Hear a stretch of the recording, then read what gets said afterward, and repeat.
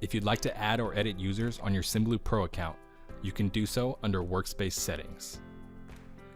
From this menu, navigate to the Users link under the User Management section. This page will show you all of the current users on your Symbaloo Pro account. You can invite new users by clicking the green button. We'll create a test user for student 02.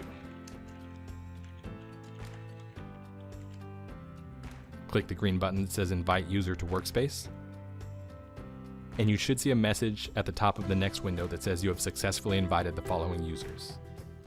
This user will now receive an email invitation to join your workspace. That invitation will direct them to the following page.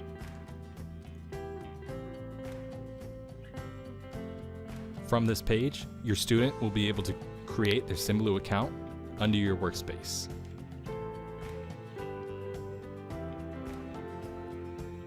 After clicking the green Register Now button and accepting your invitation here, the user will be directed into their very own Symbaloo account.